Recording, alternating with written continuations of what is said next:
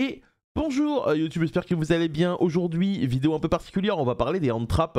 Pour ceux qui ne savent pas ce que sont les hand traps, ce sont tout simplement, c'est écrit dans le nom, hein, ce sont des pièges de la main, donc des monstres, qui aujourd'hui, en tout cas en cette fin de format, sont absolument incontournables, puisqu'on va s'apercevoir que dans tous les decks aujourd'hui, on est sur vraiment une engine qui requiert pas forcément énormément de cartes et un tas d'hand traps, histoire d'essayer d'empêcher l'adversaire de jouer. Alors, dans un premier temps, j'aimerais savoir si c'est quelque chose qui vous plaît ou pas.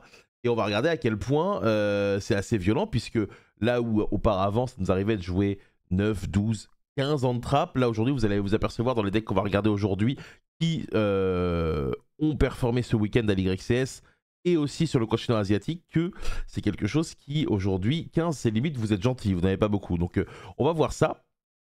Avant de commencer, comme d'habitude, n'hésitez pas à vous abonner. Pensez également à, si jamais vous voulez me soutenir évidemment, si jamais vous avez 3 secondes à consacrer, à cliquer sur le petit lien sous le chat, puisqu'on a une petite série évidemment, enfin une petite OP cette semaine, où si vous téléchargez le logiciel SteelSeries, bah, ça me soutient énormément. Vous êtes déjà 33 à l'avoir fait, merci énormément. Du coup, les hand traps. Donc globalement, on va regarder quelques decklists de decks un peu différents sur l'YCS de ce week-end qui s'est déroulé. Donc 2504 joueurs, on en a déjà parlé dans la précédente vidéo, Mathieu Bricard qui l'emporte. On va déjà prendre sa decklist comme référence pour regarder un peu. Et là déjà, on s'aperçoit qu'il y en a énormément, puisque vous voyez, on a 3 Fivalos, 3 H, 2 Snow Rabbit, ça fait déjà 8, 3 Veiler 11, 3 Mourner 17, oula, ok, je raconte, 3, 6, 8, 10, 12, 15, 18, 21. Donc on est à 21 hand traps, avec des hand traps qui sont évidemment plus génériques que d'autres, hein. Je pense que ça, on va pas se tromper. Fuvalos, Ash Blossom, Imperm sont évidemment plus intéressantes. On verra que Fuvalos n'est pas forcément une option de main deck, étant donné que c'est une option qui est très efficace en go second, pas forcément en go first.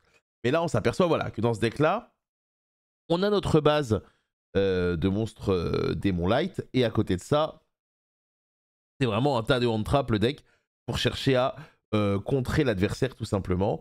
On peut en rajouter quelques-unes en side avec le Retaliating C. Mais là, voilà. Déjà, là, vous voyez, 21 cartes, c'est plus de la moitié du deck qui vont être des hand traps. C'est assez énorme.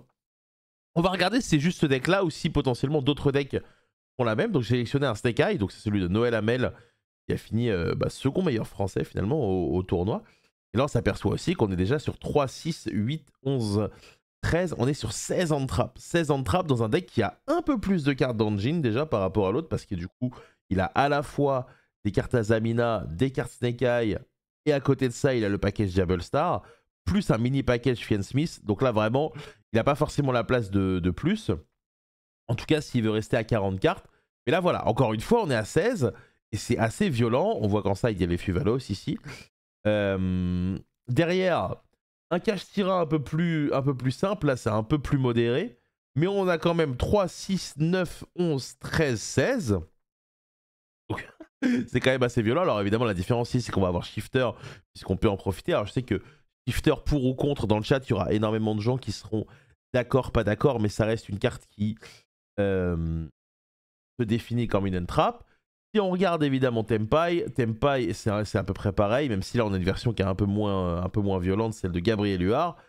3, 6, 9, 12, 15. Voilà. Donc, du coup, il y a un constat qui est clair et net, c'est qu'aujourd'hui, Yu-Gi-Oh! C'est quoi? C'est, en tout cas dans ce format-là, parce qu'évidemment il y a des formats où on va plus avoir des board breakers, mais j'ai l'impression que depuis la sortie des Mules Charmy, on a quand même une forte tendance à avoir quasiment la moitié de notre deck qui va être des hand traps.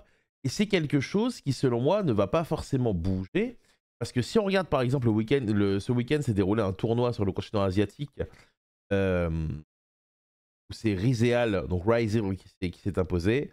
Là pareil, alors évidemment l'environnement est différent parce qu'il y a des maxés, mais on est sur 1, 4, 7, 13, 16, 9 hand trap main deck, qui est quand même assez conséquent. Donc la question que j'ai envie de vous poser maintenant, c'est est-ce que Yu-Gi-Oh! Est définitivement tombé dans un jeu où vraiment les vraies cartes pièges ne servent plus à rien. Vraiment, voilà. On est vraiment que sur des tas de hand traps assez violents. Ou est-ce que, selon vous, c'est encore quelque chose qui va avoir tendance à évoluer et donc les board breakers auront potentiellement également leur place. Moi, personnellement, au vu de la puissance des hand traps actuels et cette manière qu'a eu Konami sur les 3 dernières extensions de sortir 3000 Charmy, donc l'idée c'est que là, vous avez celui-ci, vous avez Purulia, il y en a un autre qui arrive côté japonais qui est encore un peu différent. La vraie question, c'est ça, c'est est-ce que les hand traps vont vraiment prendre le dessus?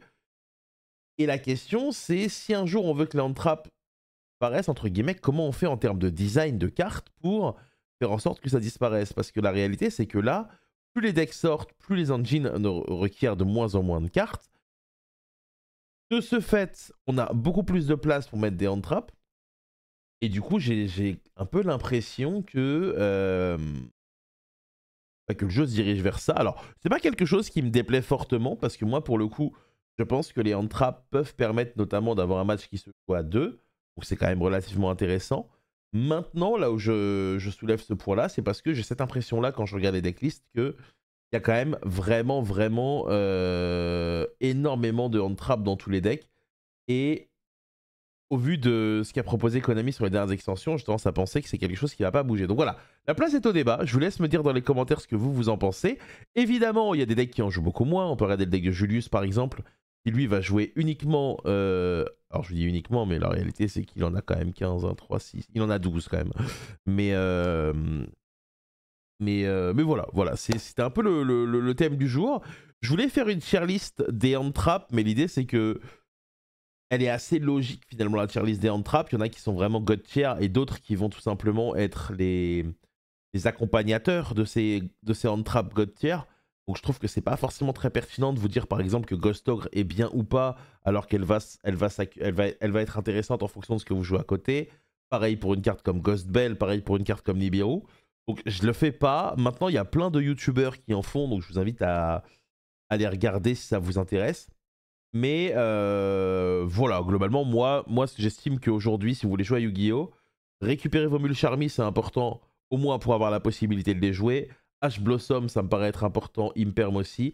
Et après, tout va être en fonction de si vous voulez jouer par exemple des Dominus Impulse ou des Dominus Purge. Si vous voulez jouer potentiellement tout ce qui va être Mourner, parce qu'elle est très adaptée potentiellement à l'engine Snake Eye si elle est populaire. Voilà, c'est un peu comme ça que moi je pense. Maintenant, voilà, tout est discutable et tout est très intéressant de manière générale. Voilà, c'est la petite vidéo du jour. C'est une vidéo beaucoup où c'est les commentaires qui vont décider de tout ça. Hein, parce que moi, l'idée, c'est que j'ai un ressenti, et étant donné que... pas d'avis là tout de suite maintenant, je sais pas si mon ressenti est bon ou pas. Même avec les avis, je sais pas si j'aurais raison ou tort, mais au moins ça amène au débat. Donc je vous invite à mettre comme d'habitude le petit pouce bleu, vous abonner et à commenter. Pour ma part, on se retrouve demain à 11 h sur Twitch. Dimanche, on aura un régional allemand que j'ai obtenu les droits. J'ai contacté l'Empire tout à l'heure. On va pouvoir commenter ça, donc ça va être vraiment bien. On sera toute la journée sur Twitch. Et demain, pareil, 11 h. Voilà, prenez soin de vous, des bisous et bonne soirée.